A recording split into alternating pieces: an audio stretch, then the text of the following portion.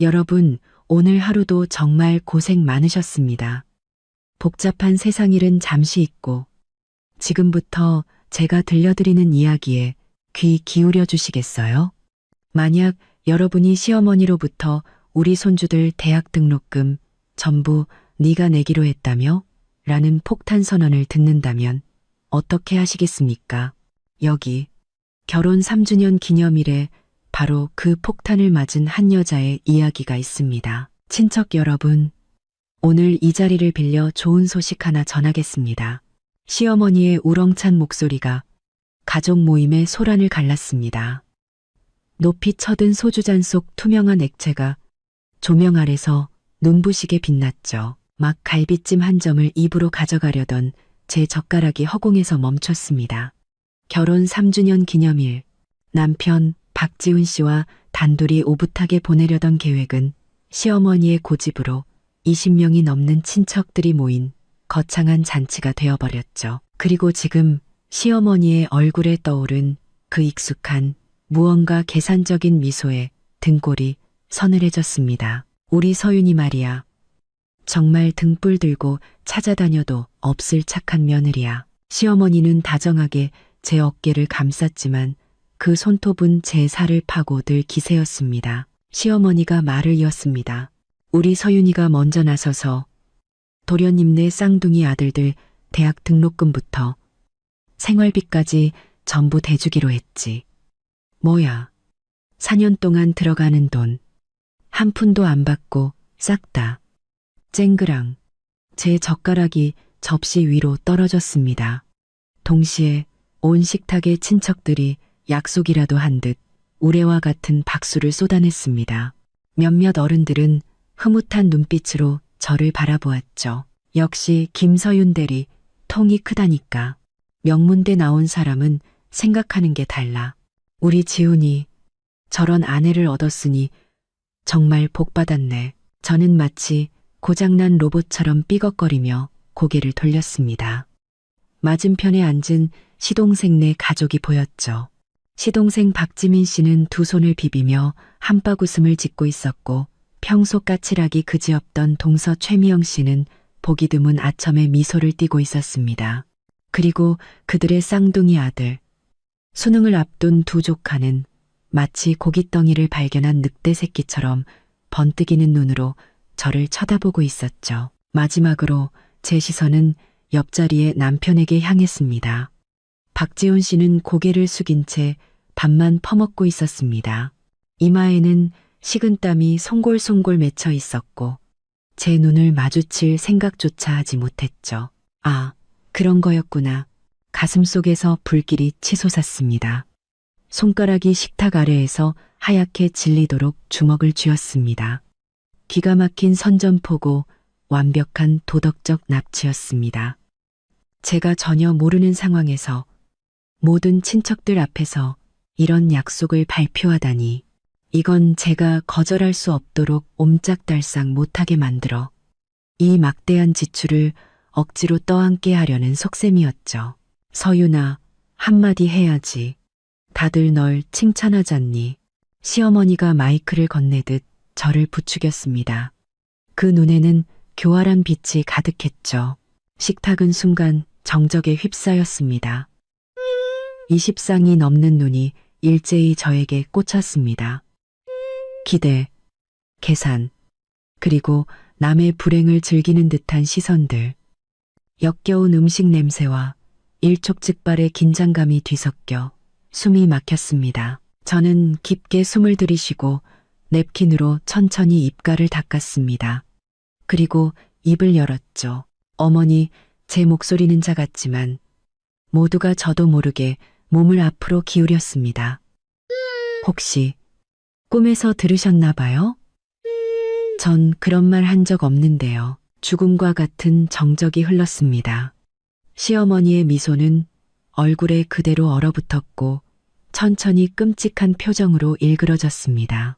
시동생의 젓가락이 바닥에 떨어져 날카로운 소리를 냈죠. 식탁 밑에서 남편이 제 옷소매를 필사적으로 잡아당기는 게 느껴졌지만 저는 그 손을 뿌리쳤습니다. 김서윤, 너 지금 무슨 소리 하는 거니? 시어머니의 목소리가 날카롭게 치솟았습니다. 지난달 우리 집에서 밥 먹을 때 네가 네 입으로 분명히 말했잖니. 지훈이도 옆에 있었고 저는 차갑게 웃었습니다. 그래요? 그럼 지훈 씨가 말해보세요. 제가 언제 어디서 그런 약속을 했는지. 모든 시선이 다시 남편에게로 향했습니다. 남편의 얼굴은 시뻘겋게 달아올라 우물쭈물하며 제대로 된 문장 하나 내뱉지 못했죠. 그게 아마 어머니가 잘못 이해하셨을 거야. 서윤이 뜻은, 제 뜻은요. 제가 자리에서 일어났습니다. 경악으로 물든 식탁의 얼굴들을 내려다보며 말했죠. 누구 자식은 누가 책임지는 겁니다. 아주버님과 동서 두 분 다 멀쩡히 일하시고 조카들도 곧 성인이에요. 저희가 두 아이의 학비를 책임져야 할 의무도 능력도 없습니다. 김서윤, 시어머니가 테이블을 내리치며 벌떡 일어났습니다. 너 집안 교육을 어떻게 받은 거야? 이렇게 많은 친척들 앞에서 대체 누가 제대로 된 교육을 못 받은 걸까요? 저는 시어머니의 말을 잘랐습니다. 분노로 목소리가 떨렸죠. 당사자 동의도 없이 멋대로 약속을 만들어 발표하는 거, 그건 사기예요. 어머니, 정말 손주들 교육이 걱정되신다면 그 좋아하시는 계모임부터 끊으세요. 그 돈만 아껴도 1년 등록금은 나오겠네요. 식당 안은 아수라장이 되었습니다. 친척들은 웅성거리며 어떤 이는 저를 철없다고 비난했고 어떤 이는 시어머니가 너무 심했다고 수군거렸죠. 시동생은 굳은 얼굴로 가족들을 데리고 자리를 떠났고 시어머니는 제가 은혜도 모르는 인간이라며 울부짖기 시작했습니다. 그 혼란 속에서 저는 가방을 들고 밖으로 나왔습니다. 서윤아, 지훈 씨가 저를 따라 나와 붙잡았습니다. 당신 정말 너무한 거 아니야? 어머니가 앞으로 친척들 얼굴을 어떻게 보라고? 저는 그의 손을 뿌리쳤습니다. 온몸이 부들부들 떨렸죠. 박지훈 씨, 당신은 이미 알고 있었지? 어머니가 이런 쇼를 벌일 거라는 거. 우리 아파트 대출금 아직 갚고 있는 거 몰라? 당신이 매달 몰래 집에 돈 보내는 거 나 모른 척 해줬어. 근데 이제는 아예 대학생 둘을 키우라고? 내 친조카들이잖아. 그가 변명하려 했습니다. 그럼 당신 혼자 키워. 저는 택시를 잡아타고 뒤도 돌아보지 않고 차에 올랐습니다. 그리고 어머니한테 전해. 꿈에서는 뭐든지 이룰 수 있다고. 차가 멀어질 때 백미러로 식당 문 앞에 멍하니 서 있는 지훈 씨의 모습과 창문으로 고개를 내밀고 저를 향해 손가락질하는 친척들의 모습이 보였습니다. 손은 여전히 떨렸지만 마음 한편에서는 기묘한 후련함이 밀려왔습니다. 이번만큼은 절대로 타협하지 않을 겁니다. 택시가 아파트 단지 입구에 섰습니다. 문을 어찌나 세게 닫았던지 기사님이 창문을 내리고 무어라 소리쳤지만 들리지 않았습니다. 핏기가 귀로 몰려 윙윙거리고 눈앞에 모든 것이 붉은 안개에 휩싸인 듯 흐릿했죠. 17층까지 올라가는 엘리베이터 안의 시간은 한 세기처럼 길게 느껴졌습니다. 기계적으로 열쇠를 꺼냈지만 손이 너무 떨려 열쇠 구멍에 제대로 꽂을 수가 없었습니다. 3번의 시도 끝에 겨우 문을 열었죠. 서윤아, 등 뒤에서 지훈 씨의 목소리가 들렸습니다. 돌아보니 그가 숨을 헐떡이며 엘리베이터 앞에 서 있었습니다. 넥타이는 삐뚤어져 있고 이마는 땀으로 흥건했죠. 분명 뛰어온 것이 틀림없었습니다. 저는 그를 기다리지 않고 거실로 들어가 소파에 가방을 던졌습니다. 아침에 제가 타놓았던 캐모마일 차가 탁자 위에서 차갑게 식어 있었습니다. 당신 때문에 오늘 내가 얼마나 창피했는지 알아? 지훈 씨가 따라 들어오며 문을 쾅 닫았습니다. 우리 엄마야. 모든 친척들 앞에서 어떻게 그런 식으로 내가 당신을 창피하게 만들었다고? 제가 획 돌아섰습니다. 제 목소리가 아니라고 느껴질 만큼 날카로웠죠. 당신 어머니가 모든 사람들 앞에서 내가 조카들 학비를 내주기로 했다고 거짓말을 했어. 4년이야. 박지훈 씨. 그게 돈이 얼마인 줄 알아? 그는 제 시선을 피하며 넥타이를 풀었습니다. 가족끼리 서로 돕는 건 당연한 거잖아. 돕는 거. 저는 코웃음을 쳤습니다. 이걸 돕는 거라고 말하는 거야? 당신 동생네 작년에 5천만 원짜리 외제차로 바꿨어. 인스타그램에는 매일같이 고급 레스토랑 사진이 올라와. 그런데 이제 와서 우리가 도와야 한다고. 지훈 씨의 얼굴이 시뻘겋게 달아올랐습니다. 내 친동생이잖아. 친동생. 제가 말을 끊었습니다. 당신 사업 시작할 때, 가장 힘들었을 때, 그 친동생이 단돈 10만 원이라도 빌려줬어? 빌려주기는커녕 가족들 단톡방에서 당신더러 헛된 꿈만 꾼다고 비웃었잖아. 그 말 벌써 잊었어? 저는 서재로 성큼성큼 걸어가 서랍에서 가계부를 꺼내 탁자 위에 내던졌습니다. 이것 좀 봐. 지난달에 낸 아파트 대출금만 120만 원이야. 아버님 심장 스텐트 시술하실 때 우리가 500만 원 냈고 여동생 결혼할 때 축의금 300만 원 냈어. 저는 빠르게 장부를 넘기며 그 숫자들을 손가락으로 짚었습니다. 우리 통장에 남은 돈이 얼마지? 5천만 원. 아이 가지려고 모아둔 돈이야. 지훈 씨는 가계부를 보며 마른 침을 삼켰습니다. 어머니가 일단 우리 돈으로 내고 나중에 형편 나아지면 천천히 갚으라고. 저는 기가 막혀 웃음이 터져 나왔습니다. 당신 어머니 10년 전에 우리 결혼할 때 빌려가신 돈은 갚으셨어? 당신 여동생 3년 전에 가게 차린다고 빌려간 1,000만 원은 갚았고 그때 그의 핸드폰이 울렸습니다. 액정에는 엄마라는 두 글자가 경고등처럼 깜빡이고 있었죠. 지훈 씨는 제 눈치를 한번 보더니 베란다로 나가 전화를 받았습니다. 유리문 너머로 간간히 흐느끼는 소리와 그가 나지막이 달래는 목소리만 들려왔습니다. 5분 후 그가 돌아왔을 때 그의 눈빛은 달라져 있었습니다. 어머니가 심장이 안 좋으시다고. 그는 관자놀이를 짚으며 말했습니다. 오늘 일 때문에 친척들 앞에서 얼굴을 다 망쳤다고. 서윤아, 우리 그냥 절대 안 돼. 저는 단호하게 그의 말을 잘랐습니다. 박지훈 씨, 오늘 이 돈을 우리가 내주면 내일 당신 어머니는 당신 동생네 집까지 바꿔달라고 할 사람이야. 이 선은 절대 넘게 둘 수 없어. 그는 입을 열려다 결국 아무 말도 하지 못하고 침실로 들어가 문을 세게 닫아버렸습니다. 저는 소파에 주저앉았습니다. 갑자기 온몸의 기운이 빠져나가는 것 같았죠. 벽에 걸린 결혼사진 속 우리는 활짝 웃고 있는데 고작 3년 만에 어쩌다 이렇게 된 걸까요? 핸드폰이 진동했습니다. 회사 단톡방 메시지였죠. 무심코 화면을 열자 동료들이 내일 있을 프로젝트 발표에 대해 이야기하고 있었습니다. 그 현실적인 세계가 마치 전생의 일처럼 아득하게 느껴졌습니다. 무심코 손가락이 인스타그램을 열었습니다. 첫 번째 피드는 30분 전 동서가 올린 글이었습니다. 돈 좀 벌었다고 가족도 몰라보는 사람 참 딱하다. 치칩치. 사진은 다정하게 맞잡은 두 손. 해시태그는 가족이 최고. 의리. 저는 핸드폰을 덮어버렸습니다. 가슴이 답답해 숨을 쉴 수가 없었죠. 욕실 거울 속 제 모습은 눈이 새빨갛고 화장은 번져 마치 미친 여자 같았습니다. 차가운 물을 얼굴에 끼얹어도 속에서 들끓는 불은 꺼지지 않았습니다. 침실에서는 지훈 씨가 등을 돌린 채 자는 척하고 있었습니다.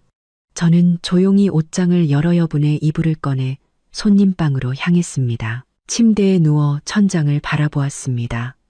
3년 전 결혼식 날 시어머니가 제 손을 잡고 이제 너도 내 친딸이라던 모습이 눈앞에 선했습니다. 지금 생각해보니 그분이 원했던 건 그저 말 잘 듣는 현금 인출기였을 뿐입니다. 다음 날 아침 부엌에서 달그락거리는 소리가 들렸습니다. 문을 열자 지훈 씨가 아침을 준비하고 있었습니다. 새까맣게 탄 달 걀프라이와 토스트. 우리는 어젯밤 일은 꺼내지도 않은 채 침묵 속에서 식사를 했습니다. 회사까지 태워다 줄게. 그가 먼저 침묵을 깼습니다. 차 안의 공기는 숨막힐 듯 무거웠습니다. 라디오에서는 아침 뉴스가 흘러나왔고 진행자의 명랑한 목소리가 유난히 거슬렸죠. 서윤아, 신호대기 중에 그가 입을 열었습니다. 어머니가 잘못하신 건 아는데 그래도 내 체면을 봐서라도 당신 체면? 제가 고개를 돌려 그를 보았습니다.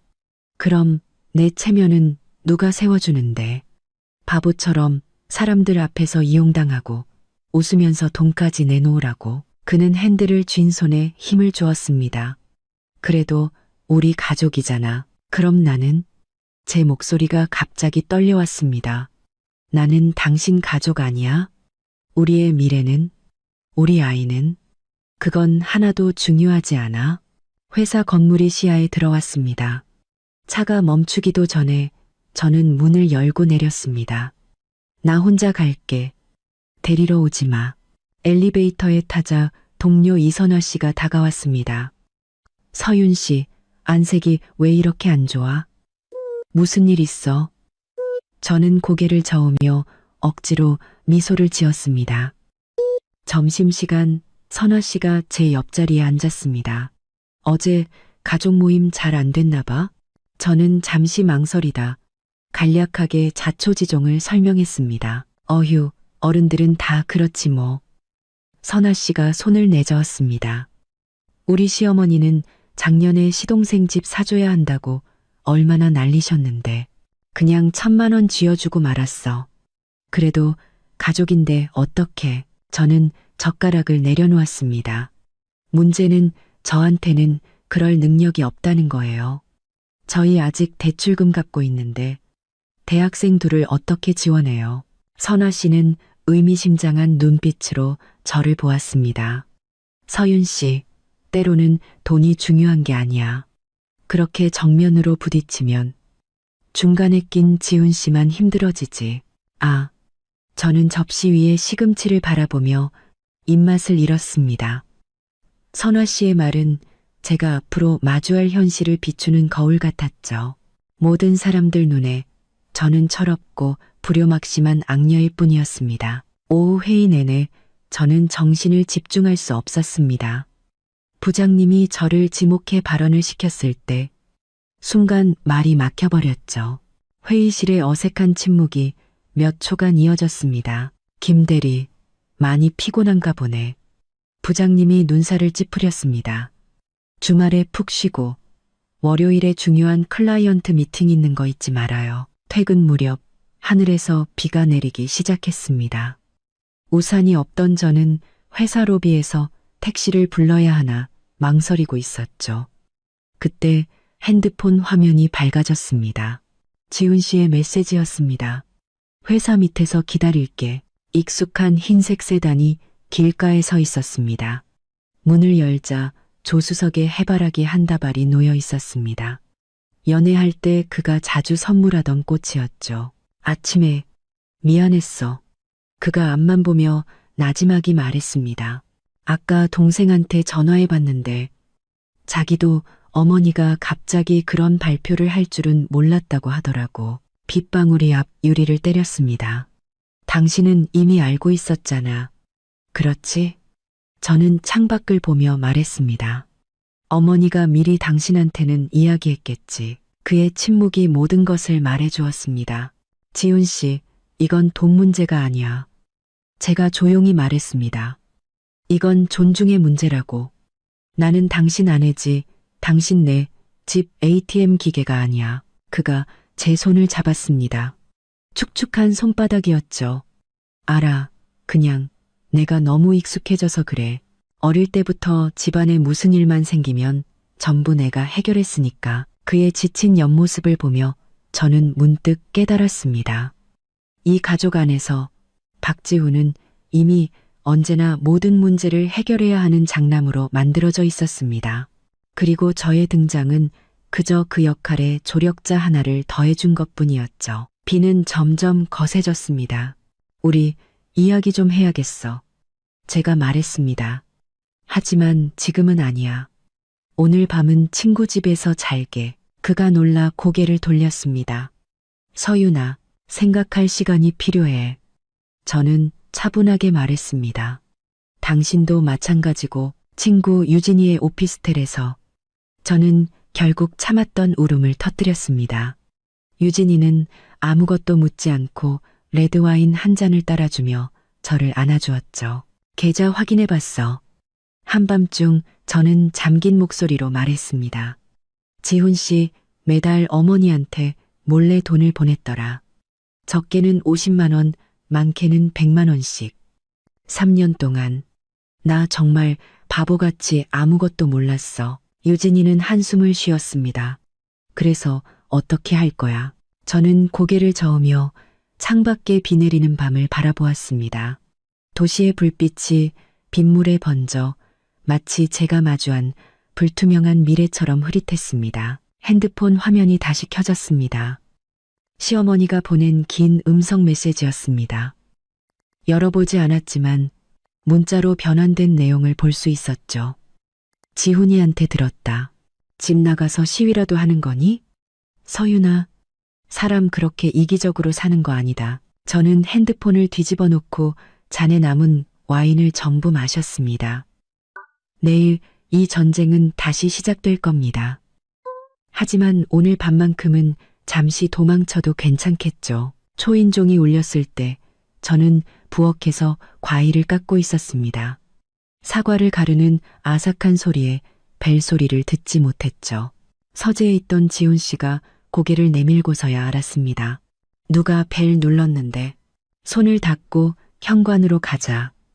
고양이 눈구멍 너머로 시동생 박지민 씨와 동서 최미영 씨의 얼굴이 우스꽝스럽게 일그러져 보였습니다. 동서의 손에는 서류 봉투가 들려 있었죠. 저는 심호흡을 하고 문을 열었습니다. 형수님. 동서의 미소는 마치 풀로 붙여놓은 듯 어색했고 목소리는 느끼할 정도로 달콤했습니다. 연락도 없이 와서 죄송해요. 방해한 건 아니죠? 그녀가 신은 명품 스터드 힐은 반년 전 인스타그램에서 자랑하던 것이었습니다. 100만 원이 훌쩍 넘는 그 구두가 제가 방금 닦아놓은 마룻바닥을 가차없이 짓밟고 있었죠. 지훈 씨가 소리를 듣고 나왔습니다. 지민아, 갑자기 웬일이야? 형, 저희 사과하러 왔어요. 시동생은 손을 비비며 말했지만 눈은 자꾸만 집안을 훑어보고 있었습니다. 동서가 재빨리 말을 받았습니다. 맞아요, 형수님. 어제 어머님이 정말 잘못하셨어요. 연세가 있으셔서 가끔 생각 없이 말씀하실 때가 있잖아요. 마음에 담아두지 마세요. 그녀는 살갑게 제 손을 잡았지만 진한 향수 냄새의 머리가 어지러울 지경이었습니다. 우린 가족이잖아요. 오해가 있으면 풀면 되죠. 저는 손을 빼며 벽시계를 쳐다봤습니다. 저희 막 나가려던 참이었는데 공기가 순간 얼어붙었습니다. 잠깐이면 돼요. 동서는 마술사처럼 서류 봉투에서 종이 뭉치를 꺼냈습니다. 이왕 이야기가 나온 김에 아예 구체적인 금액을 정해두는 게 좋을 것 같아서요. 나중에 오해 생기면 안 되니까. 그녀가 저에게 내민 종이 뭉치 맨 위에는 모 대학교의 등록금 고지서 샘플이, 그 밑에는 생활비 예산안이 첨부되어 있었습니다. 그리고 맨 마지막 장에는 새빨간 펜으로 동그라미 쳐진 눈을 의심하게 만드는 총액이 적혀 있었죠. 1억 2천만 원, 두 아이 4년치니까 대략 이 정도 들더라고요. 동서가 웃으며 말했습니다. 형수님네 힘드시면 분할 납부도 괜찮고요. 제 손가락이 종이 모서리를 구겨뜨렸습니다. 지훈 씨는 옆에서 얼굴이 새하얗게 질려 있었죠. 진심이세요? 저는 그 종이 뭉치를 신발장 위에 던져버렸습니다. 사과하러 와서는 빈손으로 와서 1억을 달라고요? 시동생의 미소가 굳었습니다. 형수님, 말이 좀 심하시네요. 어제 다 약속하신 거 아니었어요? 언제 약속을 했죠? 제 목소리가 커졌습니다. 당신 어머니가 사람들 앞에서 거짓말을 했고, 저는 그 자리에서 아니라고 밝혔어요. 그게 약속한 건가요? 동서의 얼굴이 순식간에 굳어졌습니다. 형수님, 그렇게 말씀하시면 안 되죠. 지훈이 형님이 장남이고 형님네가 형편이 제일 나은데 동생 좀 도와주는 게 당연한 거 아니에요? 당연하다고? 저는 비웃었습니다. 작년에 그 BMW 새로 살 때는 왜 도와달란 말 안 하셨어요? 지난달에 몰디브 여행 간 거 인스타그램에 올릴 때는 왜 안 도와달라고 하셨고요? 이제 돈 내야 할 때가 되니까 우리가 생각나셨나 봐요. 동서의 얼굴이 시뻘개졌습니다. 아니, 형수님은 어떻게 말을 그렇게. 서윤아, 지훈 씨가 갑자기 제 말을 끊었습니다. 이야기 좋게 하자. 그는 동생을 향해 말했습니다. 지민아, 이건 너무 갑작스럽잖아. 우리도 요즘 대출금 때문에 힘들어. 형, 시동생의 목소리가 높아졌습니다. 민준이랑 서준이가 형 친족하잖아. 형은 조카들이 등록금 없어서 좋은 대학 못 가는 걸 그냥 보고만 있을 거야? 저는 그가 좋은 대학이라고 말할 때 눈빛이 흔들리는 것을 포착했습니다. 며칠 전 시어머니가 무심코 두 아이의 모의고사 성적이 지방대 갈 수준도 안 된다고 했던 말이 떠올랐죠. 요즘 학자금 대출 잘 나와요. 제가 차분하게 말했습니다. 저희도 다 대출 받아서 대학 다녔어요. 동서의 눈에 갑자기 눈물이 그렁그렁 맺혔습니다. 형수님, 애 안 키워봐서 모르시는구나. 어떻게 자식들 졸업하기도 전에 빚쟁이를 만들어요. 형님네는 능력이 되시잖아요. 그 말은 비수처럼 제 가슴에 꽂혔습니다. 3년째 아이가 생기지 않는 것은 저의 숨겨진 아픔이었죠. 지훈 씨가 버럭 소리쳤습니다. 재수 씨, 어머, 죄송해요, 형수님. 동서가 과장되게 입을 막았습니다. 제가 그런 뜻으로 말한 게 아닌데, 그때 주머니 속 핸드폰이 진동했습니다. 엄마였습니다. 평소라면 낮잠을 주무실 시간이었죠. 전화 좀 받고 올게요. 저는 베란다로 나가 문을 닫았습니다. 서윤아, 엄마의 목소리는 지쳐 있었습니다. 방금 네 시어머니한테 전화 왔었다. 저는 핸드폰을 꽉 쥐었습니다. 뭐라고 하시던가요? 네가 불효막심하다더구나. 시댁이래 나 몰라라 한다고. 너 때문에 양가 사이가 나빠질 거라고도 하고. 엄마는 한숨을 쉬었습니다. 네가 그 돈 안 내주면 앞으로 명절 때 우리 집에 올 생각도 말라고 하더라. 저는 온몸이 부들부들 떨렸습니다. 엄마를 협박까지 했다고요? 서윤아, 엄마가 내 일에 간섭하려는 건 아니야. 엄마가 조용히 말했습니다. 다만 네가 혼자 거기서 고생할까 봐 걱정이 돼서. 저는 유리문 너머를 보았습니다.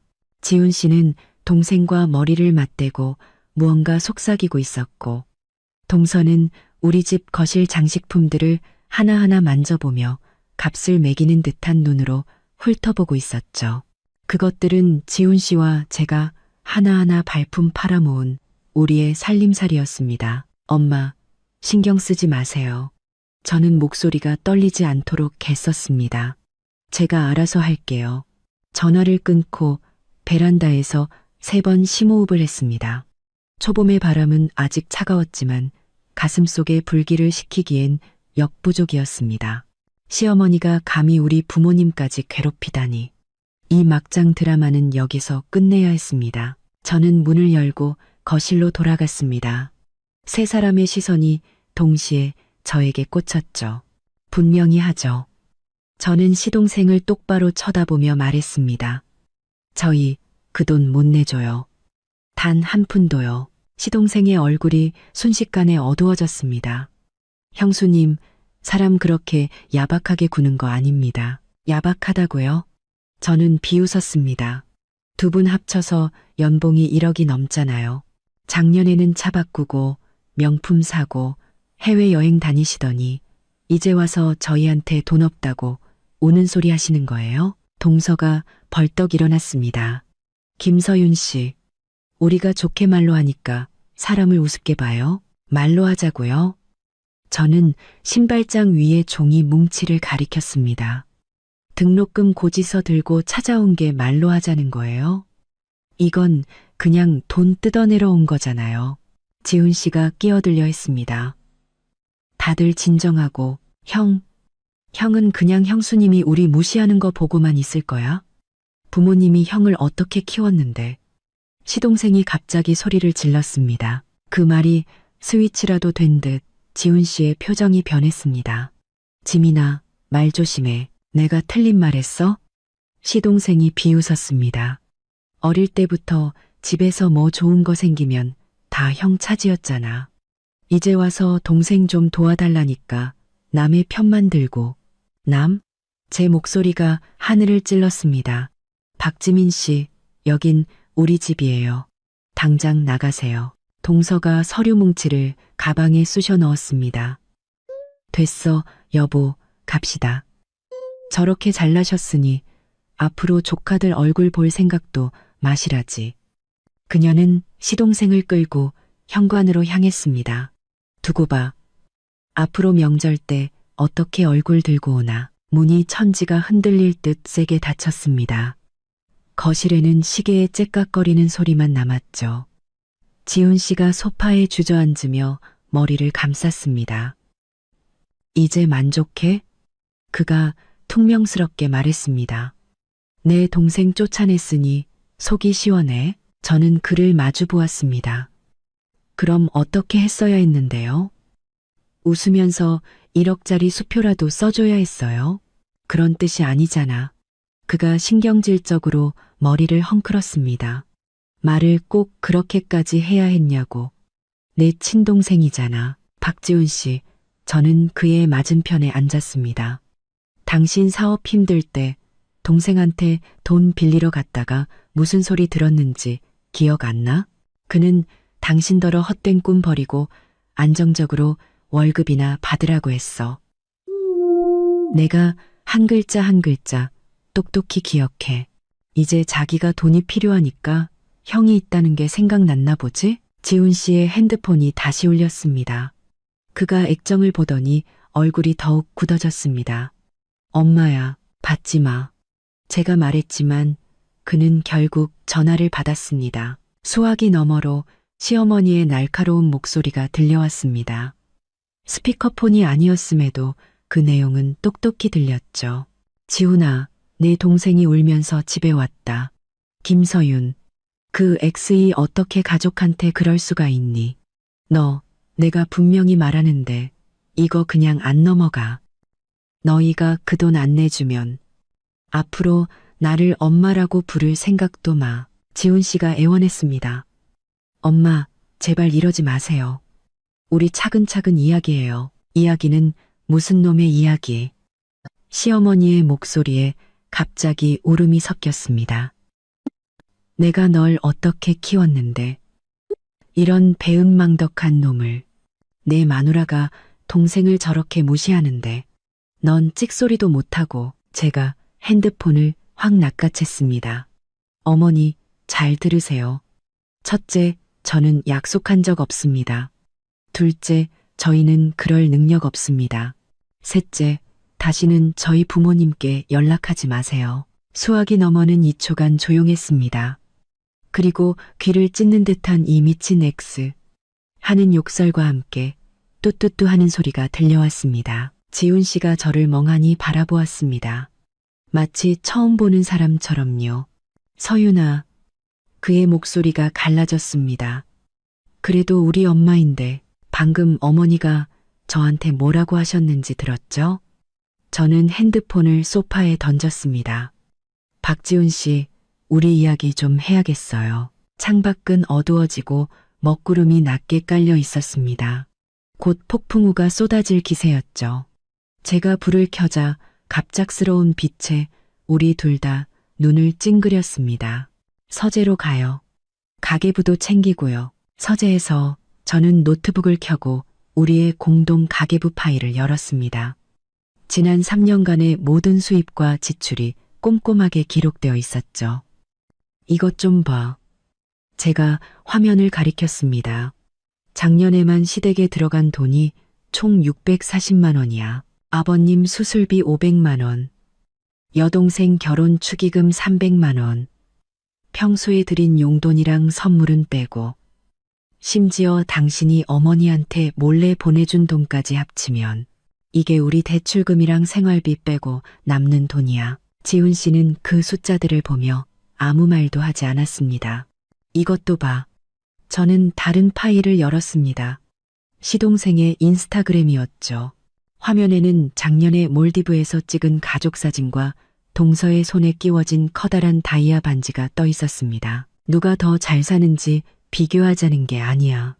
제가 창을 닫으며 말했습니다. 하지만 그들은 저렇게 돈을 흥청망청 쓸 때 가족을 생각이나 했을까? 이제 돈이 필요하니까. 그제야 가족애를 들먹이는 거잖아. 지훈 씨가 마침내 입을 열었습니다. 그럼 어떻게 하자는 건데? 어머니 통장에 돈 얼마 있는지 알아? 제가 불쑥 물었습니다. 그가 멈칫했죠. 어머니 말이야. 제가 또박또박 말했습니다. 어머니 연금 월 120만 원, 아버님 연금 100만 원. 두 분이 오래된 아파트에 사신이 큰돈 들어갈 때도 없어.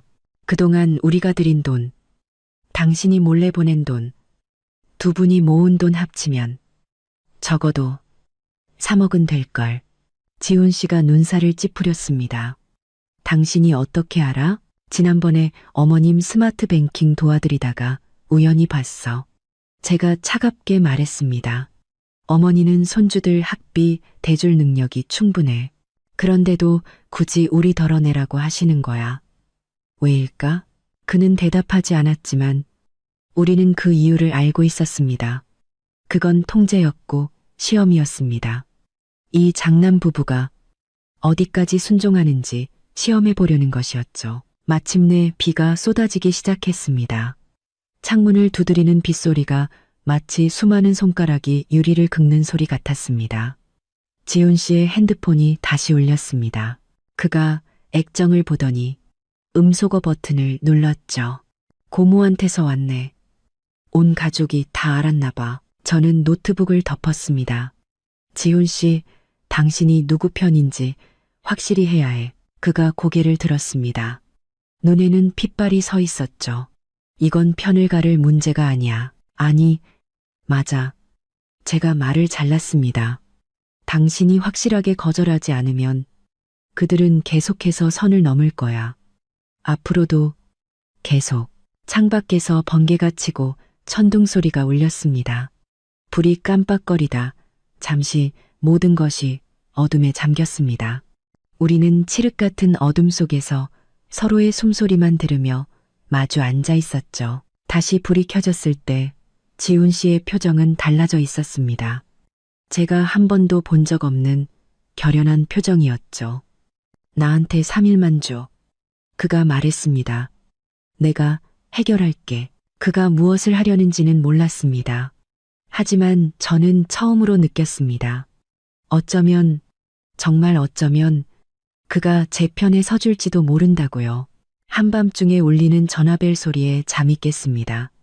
비몽사몽간에 핸드폰을 집어들자 눈부신 액정빛에 눈살이 찌푸려졌습니다. 박신의 가족, 단톡방에 23개의 안 읽은 메시지가 떠 있었죠. 평소 명절 인사 외에는 조용하던 방이었습니다. 한밤중에 이렇게 시끄러운 건 절대 좋은 징조가 아니었죠. 단톡방을 열자 가장 최근 메시지는 둘째 고모가 보낸 긴 음성 메시지였습니다. 문자로 변환된 내용은 서윤아, 고모가 한마디 하는데 사람이 그렇게 근본 없이 살면 안 된다. 였습니다. 저는 벌떡 일어나 손가락을 위로 올리며 이전 메시지들을 빠르게 훑었습니다. 시동생이 편집된 녹음 파일을 하나 올렸더군요. 제가 했던 말 중 누구 자식은 누가 책임지는 겁니다. 라는 부분만 교묘하게 잘라낸 파일이었습니다. 앞뒤 문맥은 전부 사라진 채였죠. 그 뒤로는 시어머니의 울음 섞인 호소가 이어졌습니다. 내가 늙어서 이 망신을 당하네. 며느리가 온 가족 앞에서 나를 무시하는데. 그리고 그 뒤를 이어 친척들의 비난이 10개 넘게 달려 있었습니다. 가장 최근에는 작은 할아버지의 가문의 망신이다 라는 한탄까지. 옆에서 지훈 씨는 곤히 자고 있었습니다. 이 소란에도 깨지 않은 걸까요? 아니면 자는 척하는 걸까요? 손가락이 화면 위에서 떨렸습니다. 두려워서가 아니라 분노 때문이었습니다. 악의적인 편집 녹음, 흑백을 뒤집는 호소, 가족 단톡방에서 공개적으로 저를 심판하고 있었습니다. 저는 심호흡을 하고 입력창을 열었습니다. 어르신들, 밤늦게 죄송합니다. 이왕 다들 깨어 계시니 이야기의 전체 버전을 들어보시는 건 어떨까요? 그리고 저는 음성 녹음 버튼을 눌렀습니다. 가장 차분한 목소리로 그날 가족 모임에서 있었던 일을 처음부터 끝까지 설명했습니다. 시어머니가 어떻게 제 약속을 날조했는지, 시동생 부부가 어떻게 등록금 고지서를 들고 찾아왔는지, 그리고 시어머니가 어떻게 전화로 저를 모욕하고 저희 부모님까지 협박했는지 60초짜리 음성 메시지를 보낸 후 단톡방은 2분간 죽은 듯이 조용했습니다. 그리고 둘째 고모가 침묵을 깼죠. 서윤아, 설령 어머님이 잘못하셨다 해도 아랫사람이 좀 참으면 될 일을 꼭 이렇게 시끄럽게 만들어야겠니? 작은 할아버지가 뒤를 이었습니다. 지훈이가 장남이니 장남의 도리를 해야지 동생 돕는 게 당연한 거 아니냐. 사촌 언니는 고개를 젓는 이모티콘과 함께 메시지를 보냈습니다. 서윤아, 너 연봉 1억 넘는다며? 그 돈이 너한테는 푼돈 아니니? 저는 기가 막혀 웃음이 나왔습니다. 이 사람들은 진실에는 관심이 없었습니다. 그저 장남은 희생해야 한다는 낡아빠진 관념을 지키고 싶을 뿐이었죠. 지훈 씨의 핸드폰 화면도 불이 켜졌습니다. 그제야 그가 깨어난 듯 눈을 비비며 단톡방 메시지를 보더니 얼굴이 새하얗게 질렸습니다. 서윤아, 그가 잠긴 목소리로 말했습니다. 단톡방에서 싸우지 마. 사실을 말하고 있는 거야. 제가 차갑게 대꾸하며 계속해서 화면을 두드렸습니다. 이번에는 스크린샷을 올렸습니다. 우리 집 지난 1년간의 지출 내역, 아파트 대출 상환 기록, 그리고 시동생네가 몰디브에서 휴가를 즐기는 인스타그램 사진까지. 이게 저희 집의 현실적인 경제 상황입니다. 아직도 저희가 이 돈을 내야 한다고 생각하시는 분이 계시다면 연수입 1억이 넘고 방금 새 차를 뽑은 시동생네가 왜 학비를 낼 수 없는지부터 설명해 주시죠. 단톡방은 다시 침묵에 빠졌습니다. 지훈 씨는 옆에서 좌불안석이었죠. 마침내 시어머니가 나섰습니다. 김서윤, 우리 집안일을 왜 단톡방에다 떠벌리는 거니? 지훈아, 너는 마누라가 내 어미를 이렇게 욕보이는데 가만히 보고만 있을 셈이냐. 지훈 씨가 핸드폰을 붙잡고 빠르게 타자를 쳤습니다. 엄마, 다들 진정 좀 하세요. 그의 어정쩡한 태도에 가슴이 답답해졌습니다. 제가 옳다는 것을 알면서도 단 한마디의 지지도 해주지 못하는 그가 원망스러웠습니다. 단톡방은 다시 시끄러워졌습니다.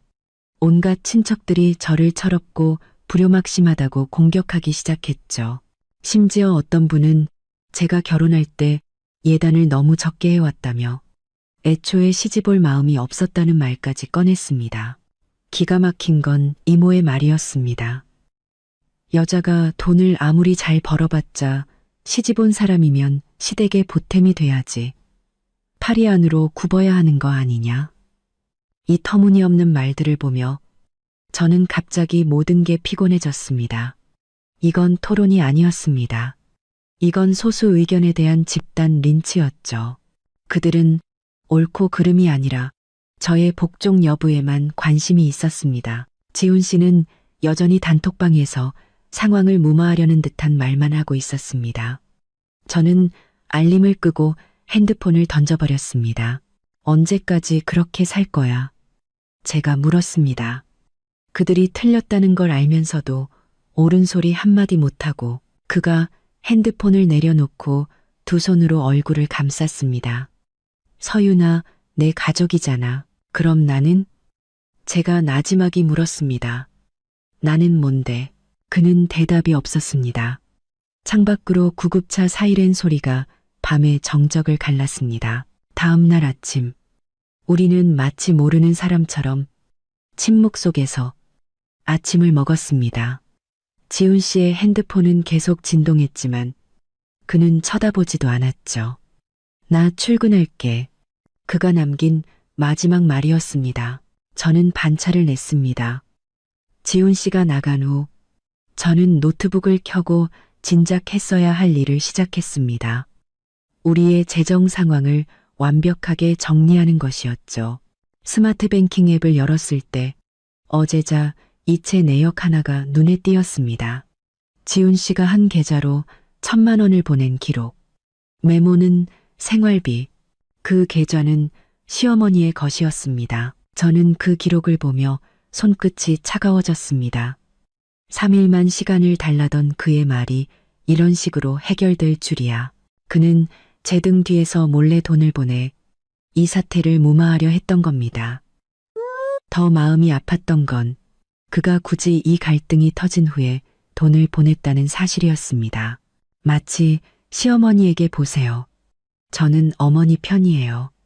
저 며느리가 문제일 뿐이라고 말하는 것 같았죠. 지난 3년 저는 우리가 함께 우리만의 가정을 꾸리고 있다고 믿었습니다. 하지만 그의 마음속에서 저는 언제나 박신의 가족다움 순이었던 겁니다. 핸드폰이 다시 진동했습니다. 친구 유진이의 메시지였습니다. 너 괜찮아? 방금 회사에서 이선아 씨가 너희 집 난리 났다면서 떠들고 다니던데. 이선아. 회사에서 오지랖 넓기로 유명한 사람이었죠. 그가 어떻게 알았을까요? 저는 유진이에게만 이야기했는데 설마 지훈 씨가 다른 사람에게 말했거나 아니면 최악의 경우 시댁 쪽 누군가가 이선화 씨를 아는 것이겠죠. 숨이 턱 막혔습니다. 이 전쟁은 이제 가정에서 직장으로 번지고 있었습니다. 저는 필수품 몇 개를 챙겨 지훈 씨에게 메시지를 보냈습니다. 당분간 유진이네 가 있을게. 찾지 마. 그는 답장이 없었죠. 저녁이 되어서야 메시지가 왔습니다. 서윤아, 그 돈은 그냥 일단 상황을 진정시키려고 보낸 거야. 우리 이야기 좀 하자. 저는 답하지 않았습니다. 유진이의 오피스텔은 작지만 아늑하고 조용했습니다. 그는 따뜻한 차를 내어주며 딱 한마디만 했습니다. 너희 집 가계부 한번 볼 수 있을까? 제가 모든 청구서와 이체 내역을 표로 정리했을 때 유진이조차 혀를 내둘렀습니다. 3년 동안 시댁에 들어간 돈만 4천만 원이 넘어 명절 용돈이랑 선물 빼고 저는 씁쓸하게 고개를 끄덕였습니다. 숫자는 거짓말을 하지 않았습니다. 이 결혼 생활에서 저는 박씨 집안의 현금 인출기였던 겁니다. 그날 밤 유진이네 집 소파에 누워 잠 못 이루고 있을 때 엄마에게서 메시지가 왔습니다. 서윤아, 네 시어머니가 또 전화했었다. 네가 불효막심해서 지훈이랑 이혼시키겠다고 하더라. 저는 그 메시지를 보며 눈물을 터뜨렸습니다. 슬퍼서가 아니라 분노 때문이었습니다. 시어머니는 감히 이 결혼을 담보로 저를 협박하고 있었습니다. 단지 제가 그의 작은 아들을 무조건적으로 부양하는 것을 거부했다는 이유만으로요. 저는 눈물을 닦고 답장했습니다. 엄마, 신경 쓰지 마세요. 이번엔 절대 안 져요. 다음 날 출근하자 이선화 씨가 어김없이 다가왔습니다. 서윤 씨, 집에 좀 안 좋은 일 있다며? 그의 눈에는 악의적인 관심이 가득했습니다. 부장님께 말씀드려서 업무 좀 줄여달라고 할까? 저는 그의 눈을 똑바로 쳐다보며 말했습니다. 걱정해 주셔서 고마운데요. 제 가정 생활도 회사 생활도 아무 문제 없어요. 오히려 선아 씨야말로 남의 이야기 옮기는 거 그렇게 좋아하시면 기자나 해보시죠. 그의 얼굴이 굳어지더니 뻘쭘하게 자리를 떴습니다. 하지만 저는 알았죠. 이건 시작에 불과하다는 것을요. 점심시간 지훈 씨에게서 메일이 왔습니다. 회사 메일로 저에게 연락을 하다니 첨부 파일의 제목은 가계 지출 계획안이었습니다. 열어보니 허수음이 나왔습니다. 그가 제시한 타협안이었죠. 우리가 매년 시동생 내에 1,000만 원씩 4년간 총 4천만 원을 지원하자는 내용이었습니다. 한 아이의 학비는 대주자는 것이었죠. 본문에는 돈으로 평화를 사자는 내용이 길게 적혀 있었습니다. 저는 파일을 닫고 딱 3글자로 답장했습니다. 말도 안 돼. 퇴근길 지훈 씨가 회사 앞에서 저를 기다리고 있었습니다. 그는 무척 초췌해 보였죠. 서윤아, 우리 이야기 좀 해. 저는 그를 지나쳐 계속 걸었습니다. 할 말 없어.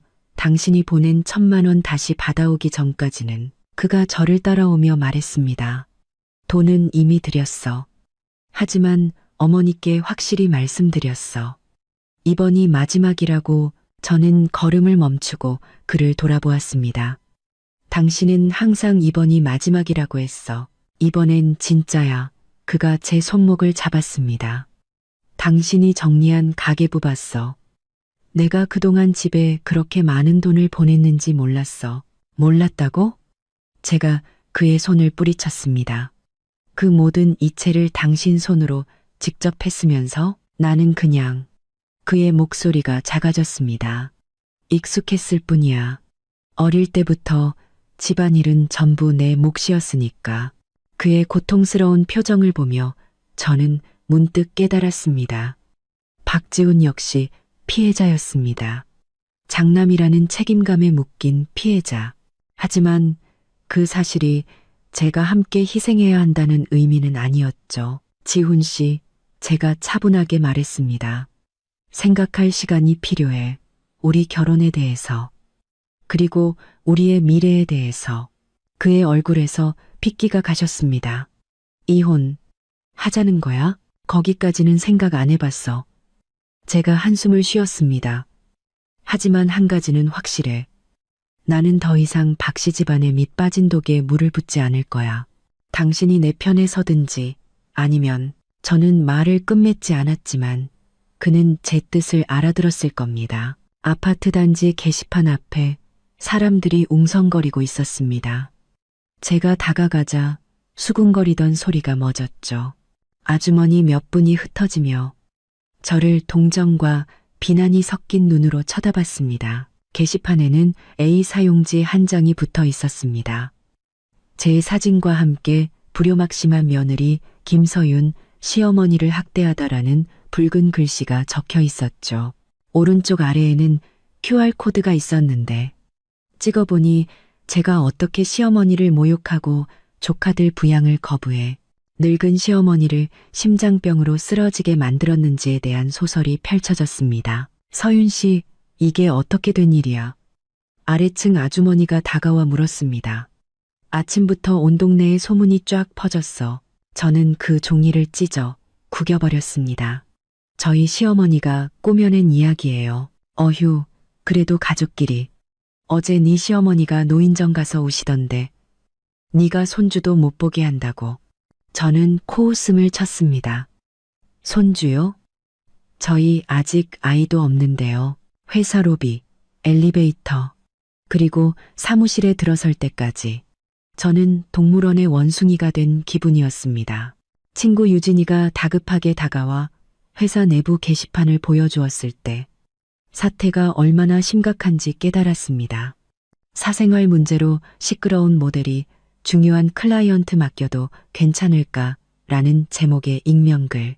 내용은 동네 게시판에 붙어 있던 것과 똑같았지만 정서적으로 매우 불안정하여 팀 이미지에 해를 끼칠 수 있음이라는 문장이 추가되어 있었죠. 이건 더 이상 가정불화가 아니었습니다.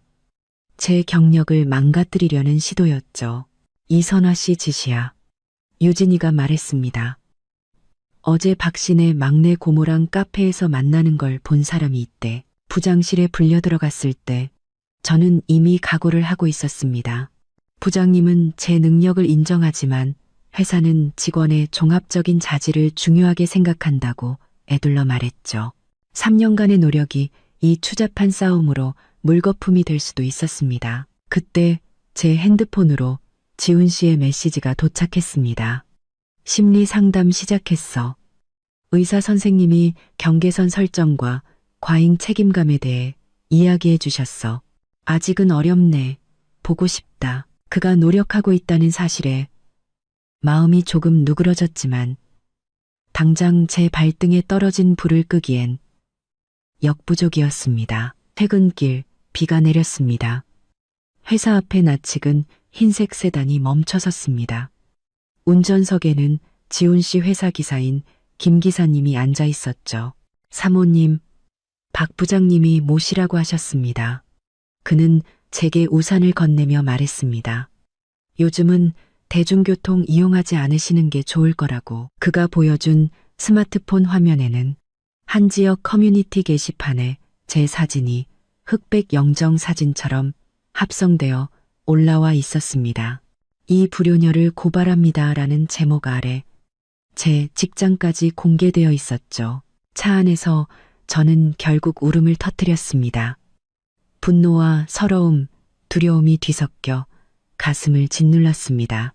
시어머니는 단지 돈 때문에 저를 사회적으로 매장시키려 하고 있었습니다. 그날 밤 지훈 씨에게서 영상 통화가 걸려왔습니다. 그는 출장지 호텔에서 핏발 선눈으로 말했습니다. 방금 그 게시물들 봤어. 변호사 선임했어. 일단 사이트의 내용 증명부터 보내서 글 내리라고 할 거야. 그리고 어머니 문제는 내가 내일 돌아가서 직접 해결할게. 이번엔 정말이야. 약속할게. 다음 날 지훈 씨가 보낸 퀵서비스 봉투 안에는 시어머니 명의의 은행카드와 잔액 확인해봐. 돌아가서 이야기하자라는 메모가 들어있었습니다. 노트북으로 잔액을 확인했을 때 저는 숨을 쉴 수가 없었습니다. 예금 잔액만 3억 7천만 원.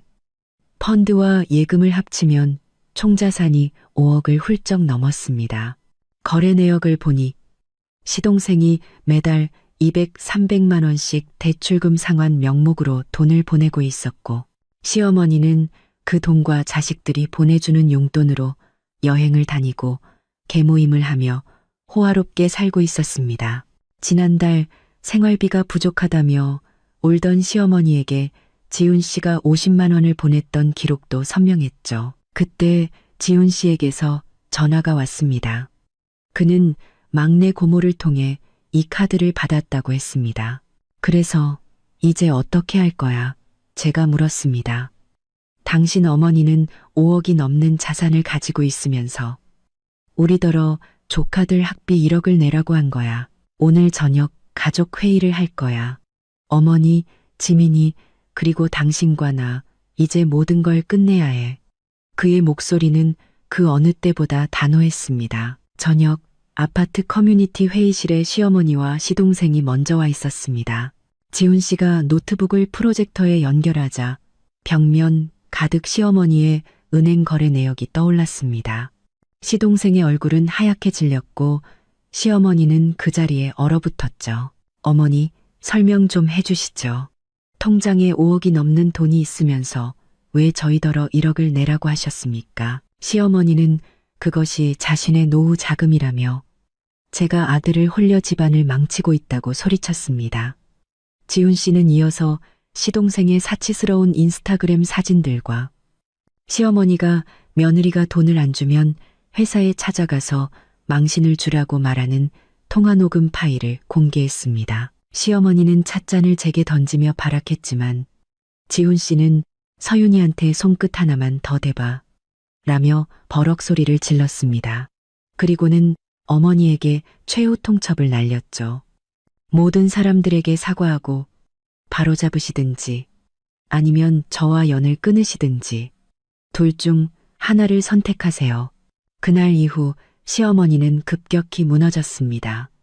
시동생은 투자 사기로 거액의 빚을 졌고 결국 집을 팔아 빚을 갚아야 했죠. 모든 것을 잃은 작은아들이 다 형 때문이야. 라며 원망하자 시어머니는 처음으로 자신의 잘못을 인정하며 눈물을 흘렸습니다. 그리고 제게 또 저희 엄마에게 처음으로 사과의 전화를 걸어왔습니다. 세월이 흘러 우리의 결혼 4주년 기념일. 지훈 씨는 새로 꾸민 베란다에서 촛불 저녁 식사를 준비했습니다.